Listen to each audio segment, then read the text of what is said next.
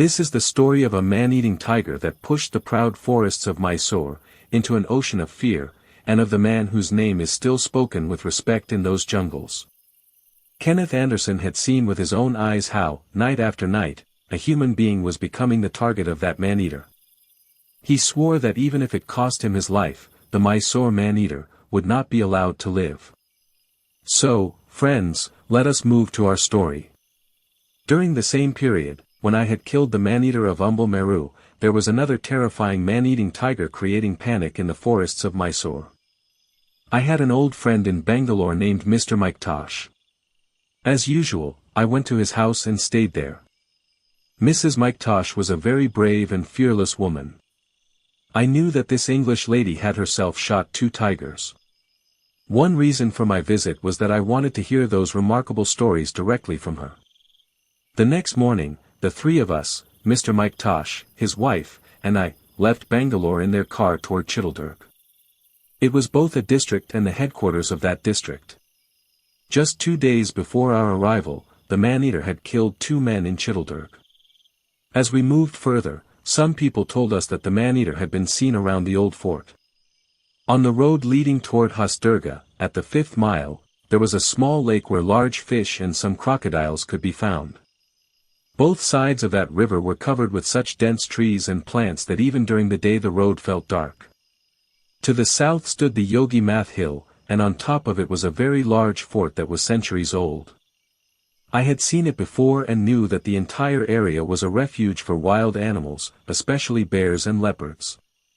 Occasionally, a tiger would also wander into that region. That same evening, at about 7 p.m., we slowly drove toward Hosdurga in the car. There was a strange silence in the jungle. It felt as if the fear of the man-eater was not only over humans but over the animals as well. After about a mile, we began to see tall palm trees, and soon we reached a dense cluster of them. The car's large headlights lit up the forest, yet we carefully scanned all around with our powerful torchlights. There was silence everywhere.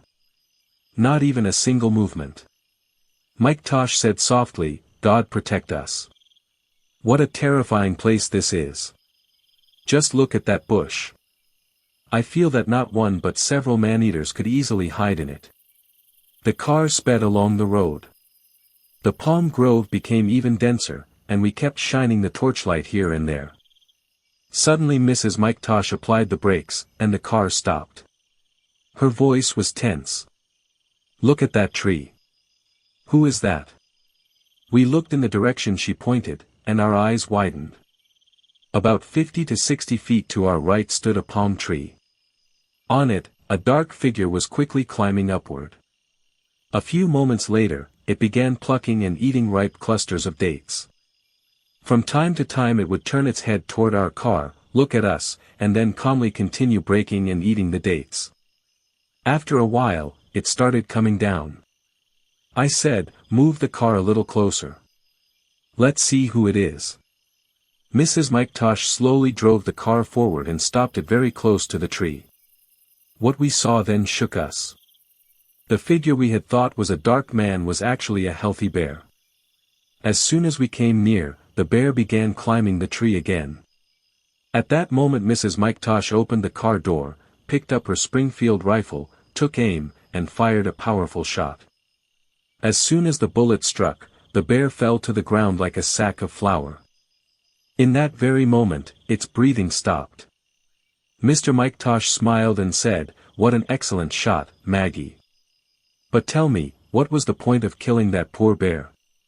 Mrs. McIntosh laughed and said, "I wanted to test my new rifle. Now it's your responsibility to carry its 4-mon heavy body." McIntosh laughed and replied, "Don't worry. Mr. Anderson will carry it alone. Let it lie here for now.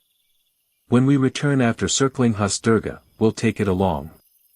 The next morning, after breakfast, we skinned the bear and then left again for Hosdurga. We wanted to gather information from the people there about the recent activities of the man-eater. On the way, we carefully examined the palm grove. In many places, tiger pug marks were clearly visible. It became obvious that in such dense jungle, finding that beast would not be an easy task. When we reached Hasdurga, the people spoke about two incidents that had occurred near the settlement a few weeks earlier. It was about 8 o'clock at night. An 11-year-old village girl stepped out of her house. She went a little toward the jungle to answer nature's call. It should not have taken her more than half an hour. But an hour passed, and she did not return. Her parents became anxious. As time went on, their fear and worry increased. The strangest thing was that if any animal had attacked her, her screams should have been heard. But there had been silence everywhere. Finally, the girl's father and brother took lanterns and searched up to the edge of the jungle, but they found no trace. When they returned, the news had spread throughout the village that the girl was missing. Within a short time, 50 to 60 men set out toward the jungle carrying lanterns, sticks, axes, and 2 muzzle-loading guns. Half a mile from the settlement, they found the girl's torn old clothes in the bushes. But there was not a single stain of blood. The next morning, they searched again, but there was no sign of her. 5 miles east of Hasdurga, there was a small pond, where 2 washerman brothers, they earned their livelihood by washing clothes. They were real brothers. All day they washed clothes at the pond, and at sunset they loaded the washed clothes onto their 3 donkeys and returned to the village. One evening, as usual, they placed the clothes on the donkeys and started back. The elder brother walked ahead of the donkeys. The younger brother drove them from behind. They had covered only about 1 mile toward the village when suddenly, from the bushes, a tiger sprang out. Before the elder brother could even cry out, the tiger seized him in its jaws and disappeared in a moment. The younger brother saw everything with his own eyes. To save his life, he ran straight back toward the pond. By then it was about 8 o'clock at night. When the 2 washermen did not return home, their wives began crying loudly. The villagers gathered together, and by 10 o'clock at night they set out toward the pond carrying weapons. On the path leading to the pond they saw one of the donkeys. It was lying quietly and resting. The bundle of clothes was still tied on its back. About 2 furlongs away from the pond they found the second was Herman lying unconscious. His clothes were still wet, and his eyes were closed. After an hour he regained consciousness and began to describe the painful incident. Then he led the villagers to the place from where the tiger had carried away his elder brother. The villagers had come with sticks, knives, spears, and guns. But the terrifying fear of the man-eater had settled so deeply in their hearts that they kept looking around again and did not dare to go very close to the bushes. The next day, as soon as the sun rose, the same people went into the jungle again. Within an hour they found the half-remaining body of the Washerman along with his blood-stained clothes. During the night the tiger had eaten almost 3/4 of the corpse. The unfortunate washerman's head, both arms, 1 leg, and the toes of the other foot had been left behind, perhaps for another time. These remaining parts were collected and brought back to the village and buried properly. During that time the other 2 donkeys were found grazing on grass. Not a single mark was found on them. Just 4 days before our arrival, a third incident had taken place. At about 3 o'clock in the afternoon a bullock cart was going from Hasdurga toward Holakara. The bullocks were walking calmly at their normal pace. The cart driver was sitting on the cart. As soon as they reached the 4th mile, a tiger roared from the bushes and terrified the bullocks. The driver saw the tiger leap out of the bushes toward the cart. He immediately jumped off the cart and climbed up a tree. The tiger angrily moved around the tree. Again and again it roared loudly and tried to leap upward. It jumped several times, but the driver had climbed high into the branches and remained out of the tiger's reach. Finally the tiger, tired of trying, attacked the bullocks and tore one of them badly.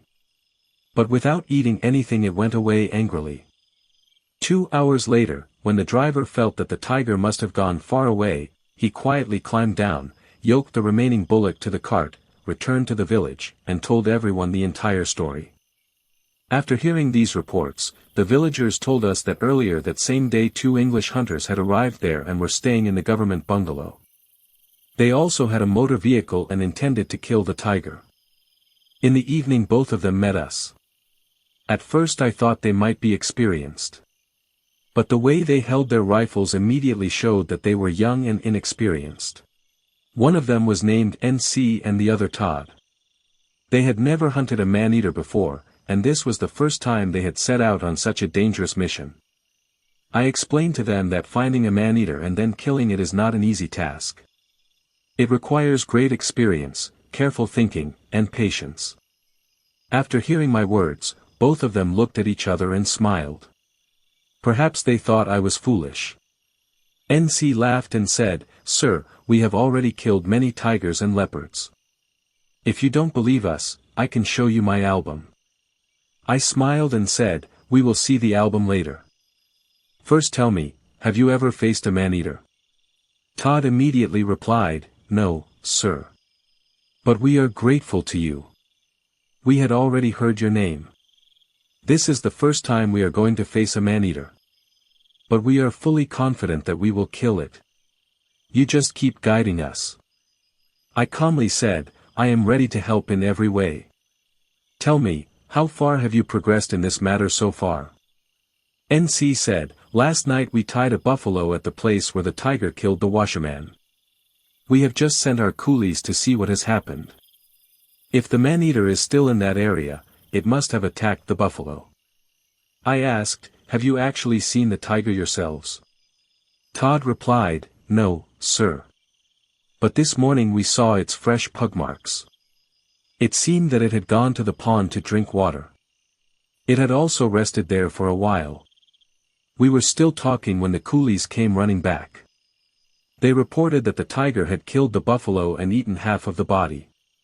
Even though evening darkness was quickly falling, NC and Todd immediately prepared to go into the jungle. They invited us to come along as well. All of us got into their jeep and set off.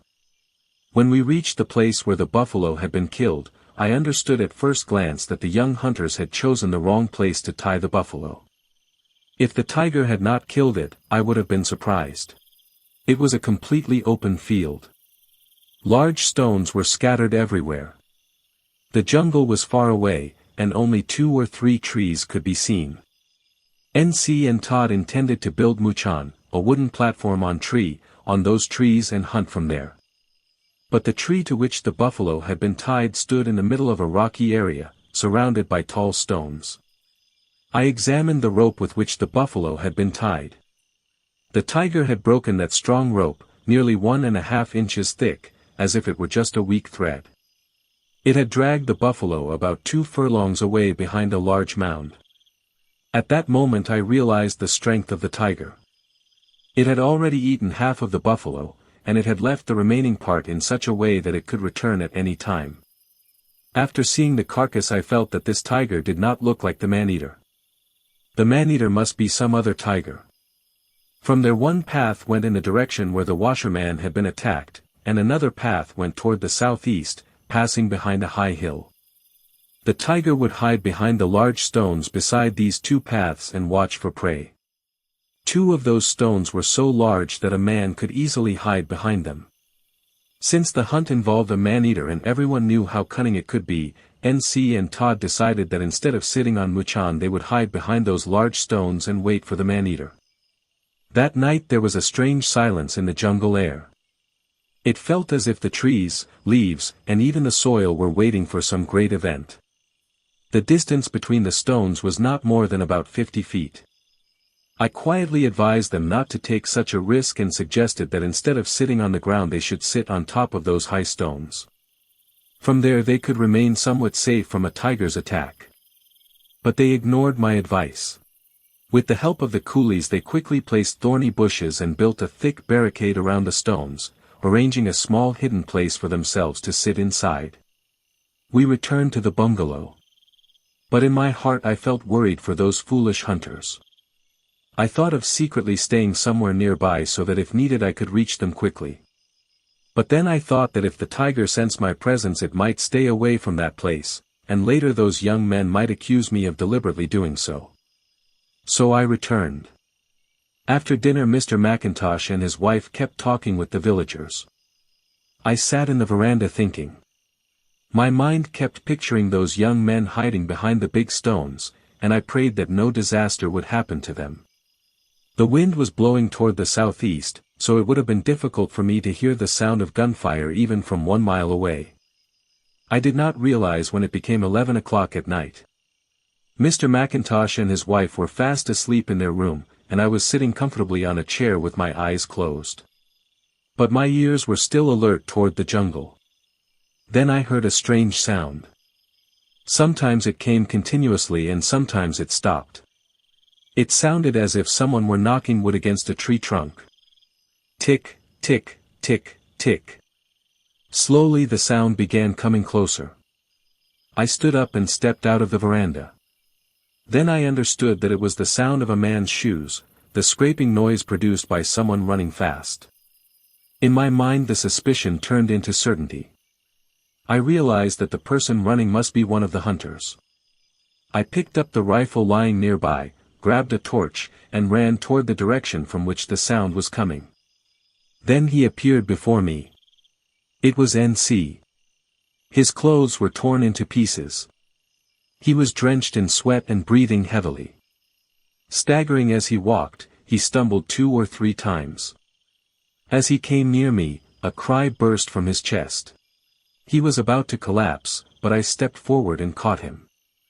I asked loudly, "Where is Todd?" But the terror on his face was so deep that he could not speak.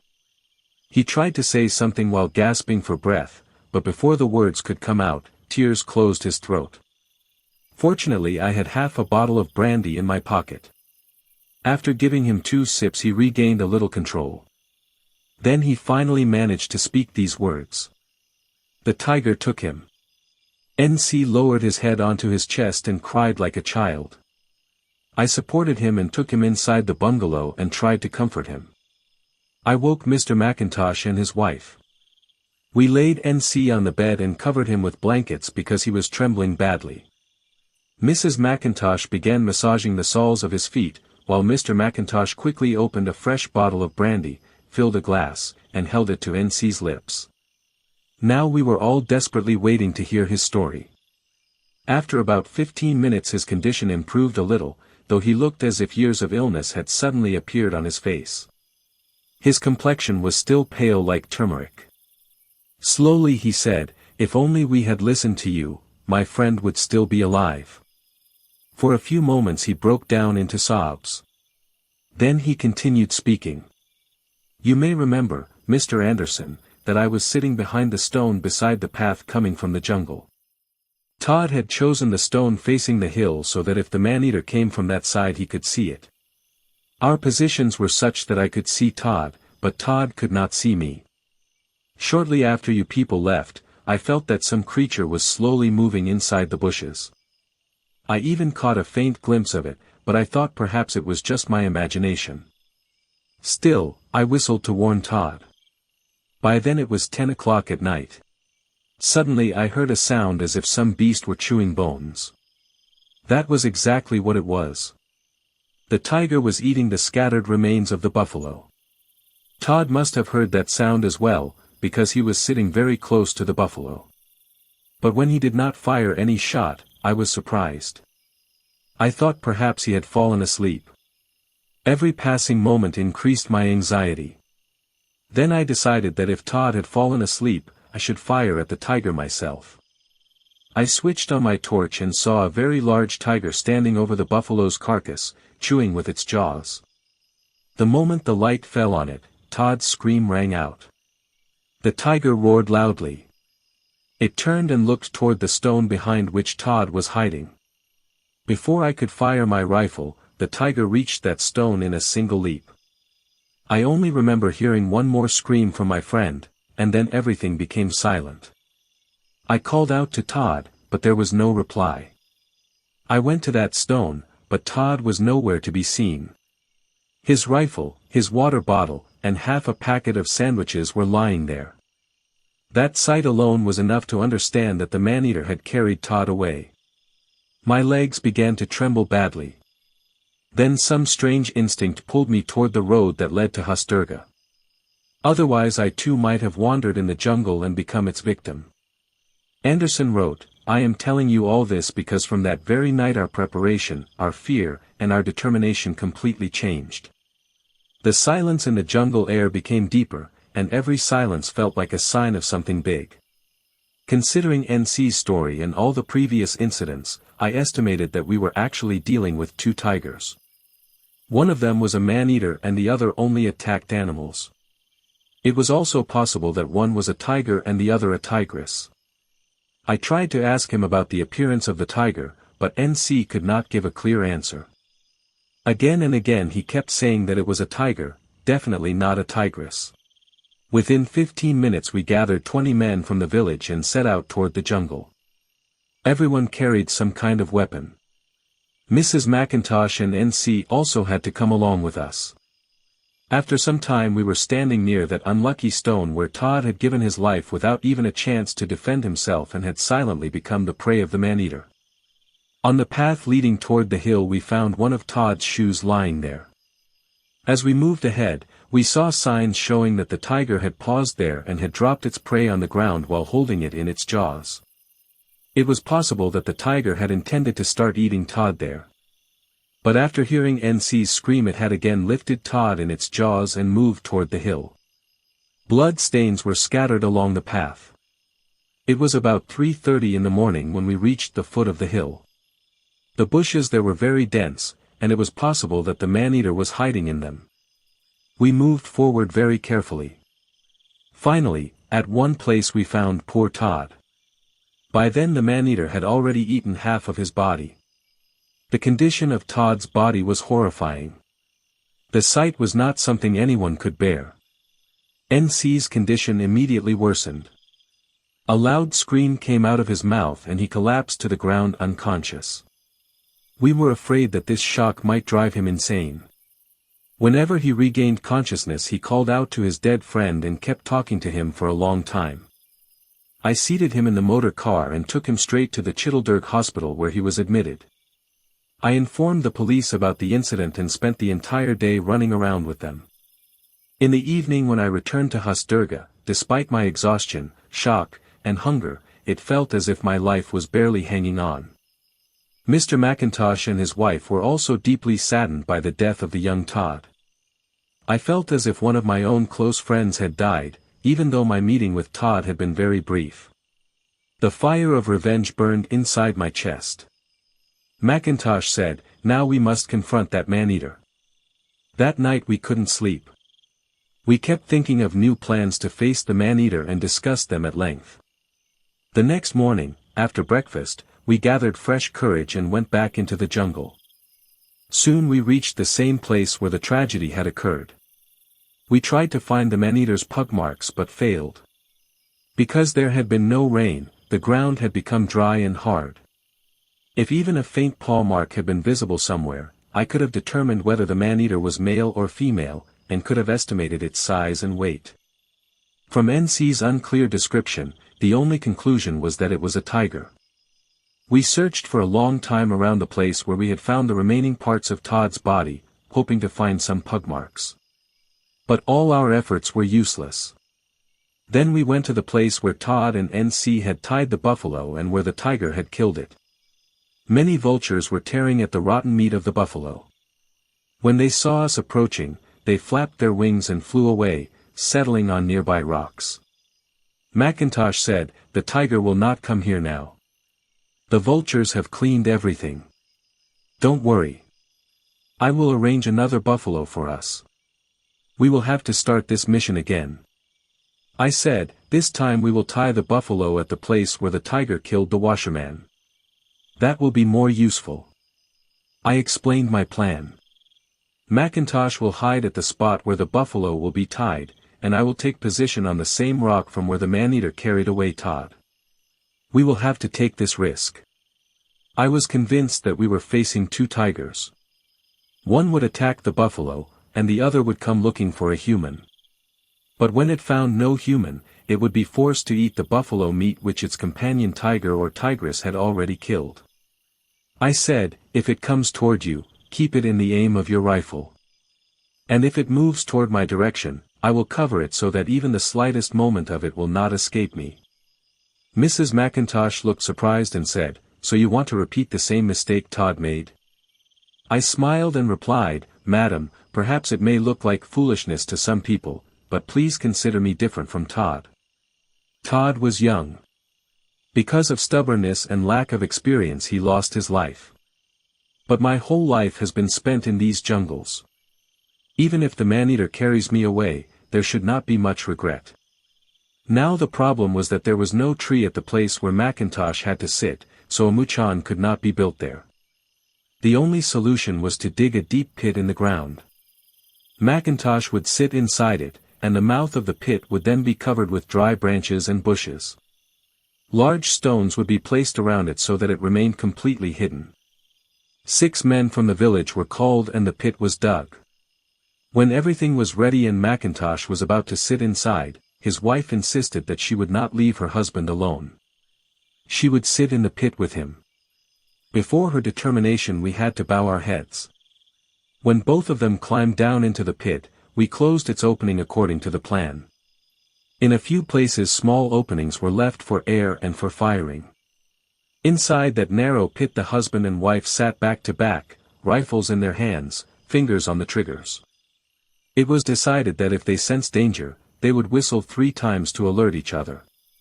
At that moment there was a strange silence in the air, as if the jungle itself was holding its breath to see what would happen that night.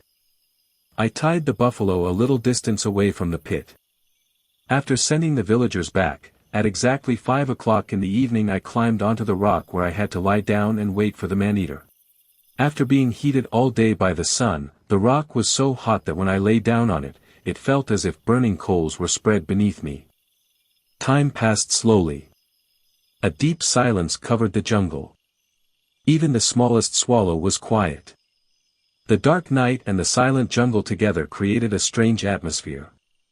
As I lay on the rock, I kept thinking about the unfortunate Todd. When the news of this tragedy reached his parents and relatives, what would happen to them? For some reason I repeatedly felt that I myself was responsible for his death. I was lost in these thoughts when suddenly the sound of a whistle startled me. A moment later the whistle sounded 3 times. I immediately picked up my rifle, switched on my torch, and climbed down from the rock. Moving carefully step by step, I walked toward the pit. After a few minutes I saw Mr. and Mrs. McIntosh standing near the buffalo. The buffalo was perfectly safe. I asked, "What happened? Is everything all right?" McIntosh replied, "Yes, everything is fine. Let us go back to the village now. There is no point staying here any longer. The tiger has seen us and will not come here again." I said, "Tell me exactly what happened." Mrs. McIntosh explained briefly. She said, "We heard the sound of some animal approaching from our side. I nudged my husband with my elbow and said, 'Look over there.' The pit was small, so it was difficult for us to turn around. At first we could not see anything. But when we looked carefully, we noticed a large stone lying just 6 feet away. I clearly remembered that when we were digging the pit there had been no stone there." She continued, "When I looked carefully I realized that it was not a stone but a tiger. It was lying there completely still. Suddenly it lifted its head, and its eyes shone in the darkness like stars. The next moment it stood up and disappeared into the grass. I said, 'You should not have come out of the pit like that. The tiger might still be hiding nearby and watching your movements.' After tying the buffalo there, we returned to Hasturga. The next morning I sent some men into the jungle to check on the buffalo. 2 hours later they returned and reported that the tiger had torn the buffalo apart completely. Only its head and hooves remained. Everything else had been eaten. We immediately went there. What the men had told us turned out to be completely true. From the marks on the ground and around the area it became clear that the buffalo had been attacked by both a tiger and a tigress together. But now the suspicion arose that there might even be a third tiger. Perhaps that pair hunted animals, but the third tiger attacked only humans, a true man-eater. Friends, to find out who became the next victim of this man-eater and how this terrifying man-eater was finally killed, be sure to listen to the next part. And if this story made you feel the cold darkness of that jungle, then don't forget to like, comment, and subscribe, because the real fear is still yet to come.